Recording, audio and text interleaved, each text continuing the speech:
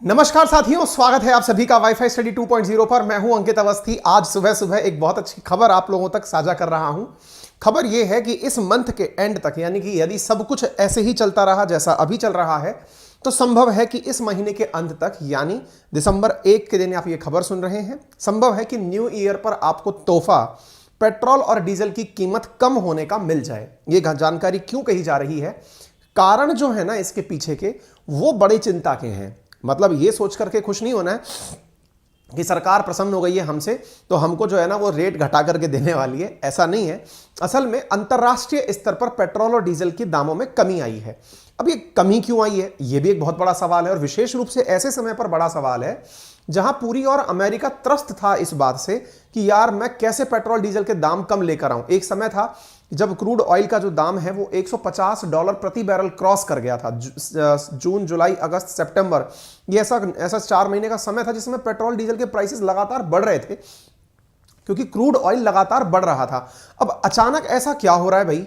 या तो रूस ने बहुत खुले गेट खोल दिए हैं क्या, जाओ भाई तेल ले लो, या ओपेक ने यह कह दिया है कि मैं 2 मिलियन बैरल प्रतिदिन के हिसाब से तेल की कटौती नहीं करूंगा, या वेनेजुएला में कोई खान निकल कर आ गई है। चल क्या रहा है? ऐसा कुछ नहीं है।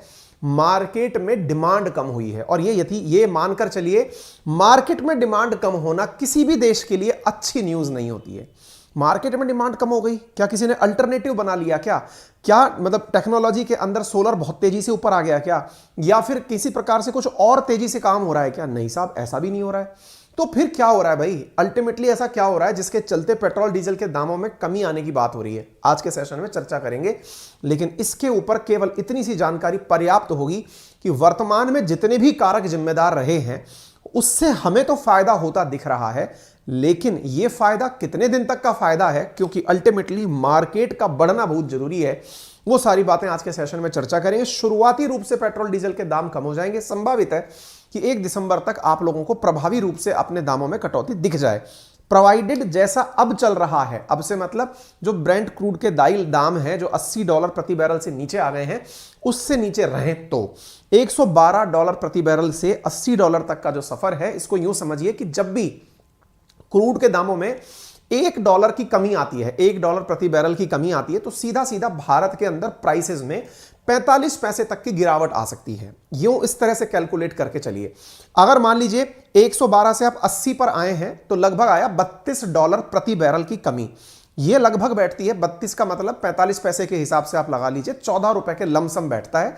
इसलिए हमने ये आपको जानकारी दी है। एमएसपी करके एक कंपनी है, उसकी रिपोर्ट्स के अनुसार भारत में क्रूड दाम कम होने का फर्क कितने रुपए पर आता है, तो यहां पर जो, क्योंकि देखिए हमारे पेट्रोल डीजल के दाम निर्धारण होने में क्रूड ऑयल का बहुत बड़ा कंट्रीब्यूशन है।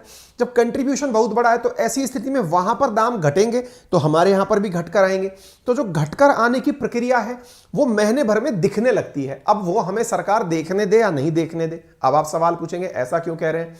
ऐसा इसलिए कहा जा रहा है क्योंकि सरकार ऑलरेडी बजट में अनाउंस की थी कि हम एक्साइज ड्यूटी बढ़ाएंगे। किसके ऊपर? पेट्रोल और डीजल के ऊपर ₹2 लीटर तक। अब अगर ऐसा होता है तो हमें शुरुआत में तो हो सकता है पता भी ना चले। सरकार जो है $4 प्रति बैरल की कमी का तो अपने पास ही पचा जाए कि छोड़ो, इनको तो देना ही नहीं है मुनाफा। अब ये सब आपके ऊपर है। अवेयरनेस के लिए ये सेशन जरूरी है ताकि आपको पता रहे कि दुनिया में चल क्या रहा है। इसलिए संभावित होने का निशान लगाया है हमने कि हो सकता है पेट्रोल डीजल के दाम कम हो जाएं। कंडीशन अप्लाइड मैंने आपको बता दी है। चलिए शुरू करते हैं। आपके सामने यहां पर कुछ प्रमुख अखबारों की मैंने कटिंग लगाई है, आप एक बार के लिए उन्हें देख लें। जैसे fuel price cut hopes rise as crude oil price drop to lowest since January से अपने निम्नतम स्तर पर क्रूड ऑयल आ गया है। Oil prices slide on concern over China's demand एमिड Covid curve. देखिए, हम लोगों के लिए एक बार के लिए चाइना मजाक बनता है। हमने भी सेशन किए हैं, कई बार ऐसा होता है कि मैं सेशन करता भी हूं कि भाई देखिए चाइना के अंदर शी जिनपिंग बंद हो नारे लग रहे हैं, शी जिनपिंग पद से हटाओ, ये हो रहा है। फिर चाइना के अंदर इतना % लॉकडाउन हो गया। चाइना बेवकूफ कंट्री थोड़ी है, दुनिया की सेकंड लार्जेस्ट इकोनॉमी है। वो कोई भी डिसीजन अगर लेगी तो वो बहुत कुछ सोच के लेगी। समटाइम्स आपको लग सकता है सर कि आप चाइना समर्थक हो क्या, उनकी चीजों को सही ठहराने क्यों लग जाते हो? वो स्पेस में कुछ अच्छा करते हैं तो आप कहते हो देखो कुछ सीखो इनसे। कई बार ऐसा होता है कि अब वो लॉकडाउन कर रहे हैं, आप अब उसका समर्थन करने वाले हो क्या? यार इतिहास बताता है कि वो जो करते हैं उसके परिणाम हम तक आते आते 3-4 महीने लग जाते हैं, लेकिन परिणाम आते जरूर हैं। आपको जानकारी हो, उनके यहां पर 20% मार्केट इस समय लॉकडाउन की गिरफ्त में है। 20% जीडीपी जहां से गवर्न हो सकती है वो लॉकडाउन की गिरफ्त में है। अब आप पूछेंगे ऐसा हो क्यों रहा है? कोरोना।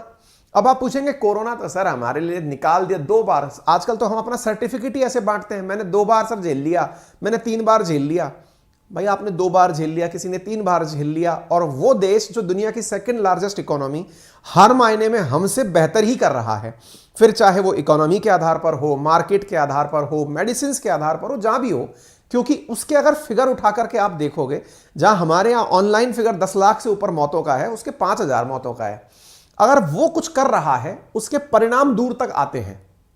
अगर आप उसको देखें चीन को, तो उसने जब पहले कोरोना पहली बार आया था, जब लॉकडाउन लगाया था, हमने और आपने बहुत वीडियो बनाए थे, आपने भी बहुत जगह शेयर किए होंगे कि देखिए लोग कैसे कमरों में बैठकर चिल्ला रहे हैं, चाइना में कैसे तानाशाही आई। लेकिन तानाशाही का प्रभाव आपने दुनिया पर देखा, क्योंकि वो सब तक पहुंच गया था। अब अगर उनके यहां कुछ हो रहा है, उसका असर हम पर कैसे आने वाला है, ये तो आने वाला समय बताएगा। क्या ये बीमारी दोबारा आ रही है? मैं डरा नहीं रहा हूं, लेकिन जो हो रहा है उसको ऑब्जर्व करते रहिएगा। दूसरा पॉइंट, यदि उसके यहां डिमांड कम हुई है, इससे अंदाजा लगा के देख लो चीन दुनिया का लार्जेस्ट इकोनॉमी होने की तरफ कैसे बढ़ रहा है। आप ऐसे सोचो, उनके यहां पर जीडीपी कॉन्ट्रैक्ट हो रही है, मार्केट के अंदर 20% तक की डिमांड डाउन हुई है। क्यों डाउन हुई है? क्योंकि कोरोना है। अब उनके यहां पर जो चीज डाउन हुई है ना, उसका इंपैक्ट आप देख लो कि मार्केट के अंदर पेट्रोल डीजल के दाम नीचे जा रहे हैं, क्योंकि वो लॉकडाउन लगा के बैठ गया। आपको याद है पेट्रोल डीजल के भाव $0 प्रति बैरल तक पहुंच गए थे। आप कहेंगे होश में तो हो, अरे जी हां, इवन कईयों ने तो मुफ्त में कहा था कि हमारे टैंकर खाली करके ले जाओ। आप पूछेंगे ये कब हुआ था? सुर्खियां उठा के देख लो साहब, मिल जाएंगी आपको कोरोना काल की। जिस समय कंपनियों ने कहा था कि हमारे पास पेट्रोल डीजल को इकट्ठा करके रखने में ज्यादा खर्चा हो रहा है, मेंटेन करने में, इसे जो देश चाहें ले जाएं, रेट इतने नीचे आ गए थे क्योंकि डिमांड पिट गई थी। अभी चाइना के अंदर जो हो रहा है ना, उसकी वजह से डिमांड पर कितना प्रभाव पड़ा वैश्विक रूप से आप उठाकर देख लो। मैं आपको जो आज टाइटल पढ़ा रहा हूं उनमें से एक बड़ा कारण चीन है। दूसरा बड़ा कारण जो बनने जा रहा है वो रूस का केस है, जो मैंने आपको बताया था। क्या केस है? दुनिया ने खूब प्रतिबंध वो आपके सामने खुली किताब की तरह से है, खूब प्रतिबंध लगाने की कोशिश की, लेकिन इंडिया और चाइना ने रूस से तेल लेना बंद नहीं किया। ये एक ऐसा कारण है जो सप्लीमेंट्री है, यानी ये वो कारण है जिसने दुनिया में प्राइसेस बढ़ने नहीं दी। तीसरा कारण क्या हुआ है इन दिनों? भाई मांग पिटी, वो हमने आपको बता दी। तीसरा कारण क्या हुआ है? वेनेजुएला अमेरिका साथ में होने जा रहे हैं। यानी मैंने अभी कुछ दिन पहले भी अपने चैनल पे भी सेशन किए, मैंने बताया है कि वेनेजुएला के अंदर अमेरिकी कंपनी शेवरॉन जाकर के तेल उत्पादन शुरू करेगी। इतना जल्दी निकल के नहीं आ जाएगा कि कल नल खोल दिया और तेल बाहर आ गया। मार्केट में माहौल यह बन रहा है कि अब तेल को इकट्ठा करके रखने की जरूरत नहीं है। मतलब आप ऐसे समझो, जैसे आप में से बहुत से लोग ऐसे होंगे जो अभी दिमाग में ये कैलकुलेशन लगाएंगे, यार 8 महीने में तेल का भाव नीचे आ रहा है, एक समय ऐसा हुआ था तेल का भाव बढ़कर इतना ऊपर चला गया था, क्यों ना ऐसा करें कि 1 साल के लिए 10-5 करोड़ रुपए का तेल खरीद के रख लो, बाद में जब भाव बढ़ेंगे तब रिलीज कर देंगे। कर मत लेना, अपने इंडिया में अलाउड नहीं है एसेंशियल गुड्स को स्टॉक करना, लेकिन दुनिया में तो लोग करते हैं ना ऐसा। जो क्रूड के अंदर मार्केट करते हैं, जो कंपनीज इस तरह का काम करती हैं, वो पूरी कैलकुलेशन लगाती हैं। मार्केट नीचे जा रहा है, अपना बढ़िया से स्टॉक बना लो, मार्केट बढ़ेगा स्टॉक खोल देंगे। अब तक हो क्या रहा था? अमेरिका सबसे कहता फिर रहा था, सऊदी से कहता फिर रहा था कि भाई यार हो सके तो तेल के दाम नीचे ले आ, सबको कहता हुआ फिर रहा था। ऐसी स्थिति में क्या हो रहा था? सऊदी कह रहा था कि मैं 2 मिलियन बैरल प्रतिदिन के हिसाब से तेल की कटौती कर दूंगा, धमका रहा था अमेरिका को। अमेरिका को डरता हुआ देखकर दुनिया के देशों ने क्या समझदारी करी कि बेटा तेल के दाम तो नीचे जाएंगे ही नहीं। अच्छा, ऐसी स्थिति में उन लोगों ने कभी अपने आप को स्टॉक करके रखना शुरू कर लिया, दाम तो ऊपर बढ़ेंगे, अभी खरीद के रख लो, बाद में बेच देंगे। अचानक क्या हुआ? इधर से डिमांड घट गई, उधर की तरफ वेनेजुएला का नया ऑप्शन निकल गया, इधर रशिया से दुनिया के तेल मंगाते रहे, मार्केट भाव बढ़ा ही नहीं। अब जैसे ये सब चीजें हुई तो ये जितने भी लोग अपने पास स्टॉक करके रखे थे, अब ये अपना स्टॉक खाली कर रहे हैं कि यार अपन ने तो सस्ते महंगे दामों में भर लिया, इसको खाली करो पहले, और खाली करके और सस्ते दामों पर जो मार्केट जाके रुकेगा उस समय पर खरीदेंगे तो थोड़ा कुछ तो कमा लो।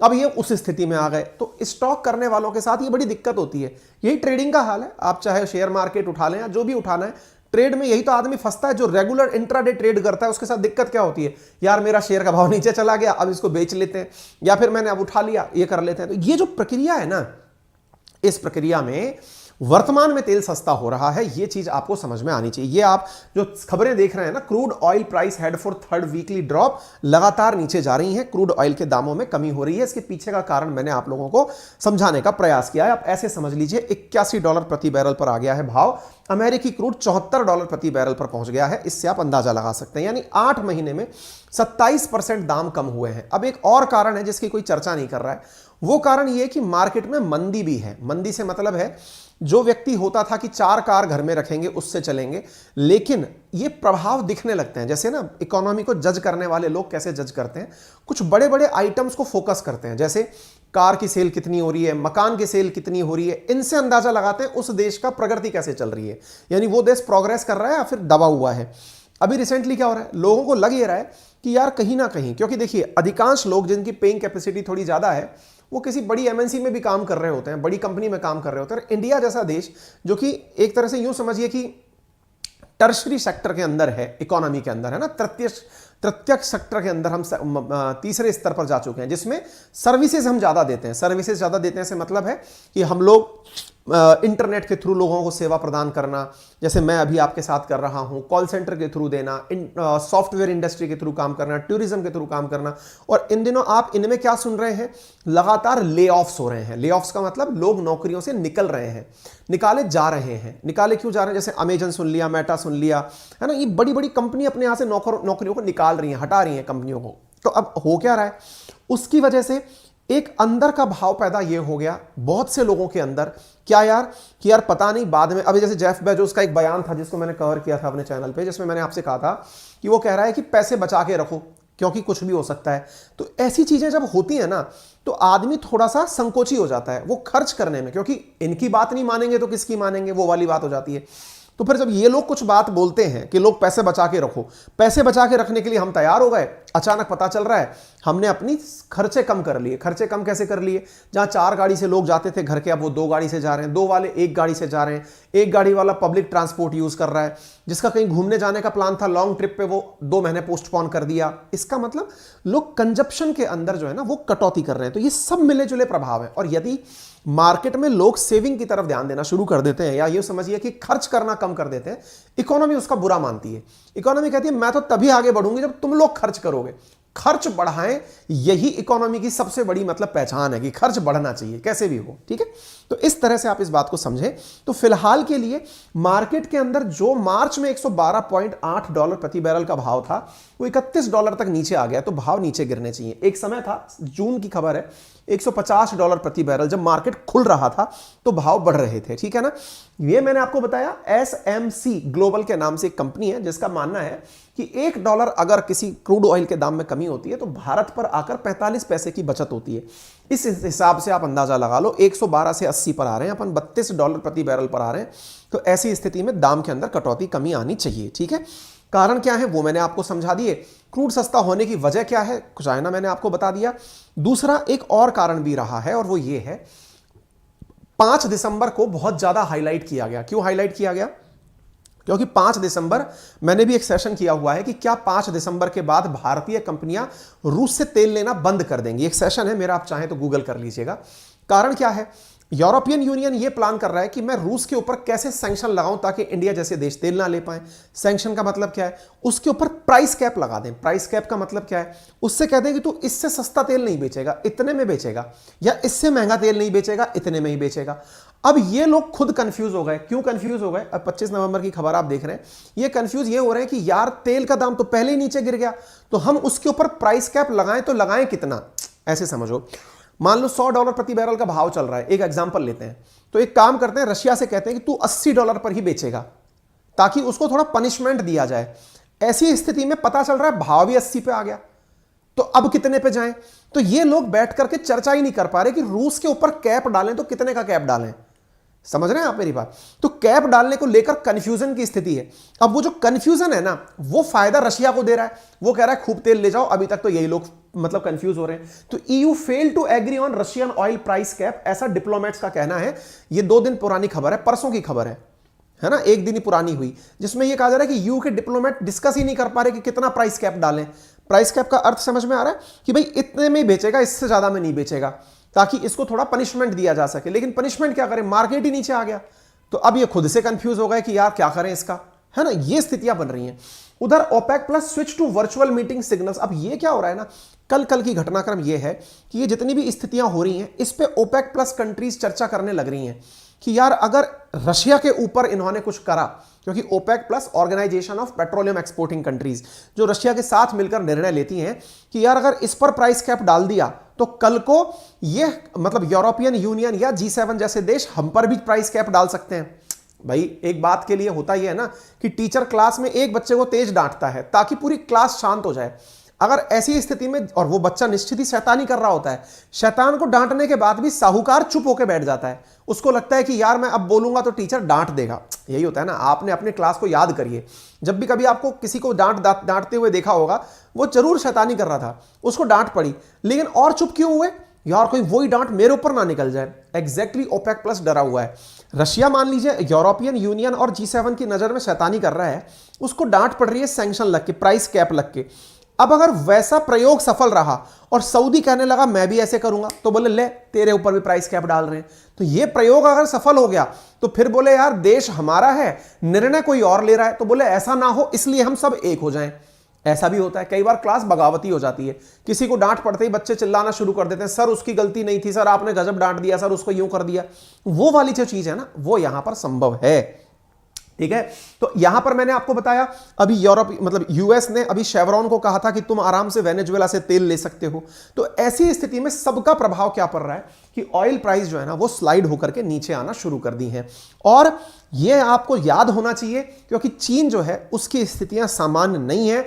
आप चाहे किसी भी देश को कितनी वैल्यू दें या ना दें, चीन को अंडर एस्टिमेट ना करें, विशेष रूप से तब माना कि हमारा दुश्मन है। हमको दुश्मन से कंपैरिजन करने के लिए अपने आप उसको नुकसान के बारे में नहीं, खुद को अपलिफ्ट करने के बारे में विचार करना है। वहां का हर व्यक्ति बिजनेसमैन कैसे बना, वहां का हर व्यक्ति एंटरप्रेन्योर कैसे बना, हर व्यक्ति ने खुद को किस प्रकार से आगे बढ़ाया, इस पर हमें भी फोकस करना चाहिए। अब जो चीन में हो रहा है ना वो ये है, शी जिनपिंग से पद से हट जाओ, ऐसा डिमांड चल रही है। हालांकि अपडेट इसमें भी आ चुका है, अभी हमने 3 दिन पहले किया था ये खबर, अभी इसमें भी अपडेट ये आ चुका है कि वहां के भी जो हंगामे थे वो पुलिस ने धमका करके शांत कर दिए हैं। क्योंकि चीन के अंदर लोकतंत्र नहीं है कि वहां पर जनता का पूरा अधिकार चल रहा है, ऐसा नहीं है। वहां धमका धमकों के शांत कर दिया गया। हालांकि फैक्ट्री की जो एक्टिविटीज हैं वो अब कॉन्ट्रैक्ट कर गई हैं, कम हो गई हैं। जो काम है कॉन्ट्रैक्शन का वो लगातार बढ़ रहा है। ऐसी स्थिति में तेल के दामों में अंतर आना स्वाभाविक है। और अगर ऐसा होता है तो हमें केवल ये चीज और ध्यान रखनी है कि भारत सरकार का जो इंडिकेशन था, ये किस तरह से पेट्रोल डीजल के दाम निर्धारित होते हैं, ये कई बार बता चुका, आपको पता होना चाहिए। कच्चे तेल की कीमत, रुपए के मुकाबले डॉलर की स्थिति, है ना, और केंद्र और राज्य सरकारों द्वारा वसूले जाने वाले टैक्स और देश में फ्यूल की मांग, इनसे ही निर्धारित होती है अल्टीमेटली प्राइस की कीमतें। और क्रूड ऑयल की कीमतों में जैसे ही फर्क पड़ेगा बाकी सारे फैक्टर्स ऑटोमेटिक एडजस्ट हो जाते हैं। ठीक है, तो फिलहाल के लिए इतना ही है, बाकी तो जानकारी आपके सामने है। अच्छा, एक थोड़ी देर में मैं एक सेशन करने वाला हूं, अगर समय मिले तो इसी चैनल पे आने वाला है, जिसमें जो साथी हमारे बैंकिंग के अंदर अपर लेवल के एग्जाम्स की तैयारी करना चाहते हैं उनके लिए मैं एक चैनल लॉन्च मतलब एक बैच है उसकी घोषणा करने वाला हूं। आप थोड़ी देर में फिर से लाइव हो जाएं, 15-20 मिनट में मैं सेशन करूंगा, जिसमें मैं आपके सामने बहुत ही अच्छे अच्छे एडुकेटर्स को लेकर आ रहा हूं। वो आपके लिए एक नई शुरुआत करने जा रहे हैं, बैंकिंग में जो लोग ऑलरेडी सेलेक्टेड हैं उनके लिए भी और बैंकिंग के भी जो लोग हैं उनके लिए भी।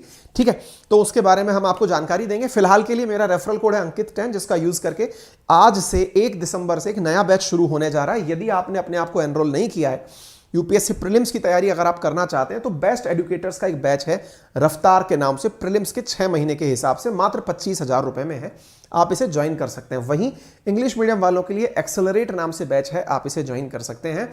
यदि आप इस कोर्स को लेते हैं तो ये 25,000 में, और अगर विद मेंटर लेते हैं तो 30,000 में आपको आइकॉनिक के रूप में मिलता है। Use my referral code Ankit 10। Similarly यदि आप चाहते हैं यूपीएससी के अंदर, तो आप अपना मंथली सब्सक्रिप्शन 4,364 रुपए के अंदर भी ले सकते हैं। फिलहाल के लिए इतना ही, अपना ख्याल रखें, धन्यवाद।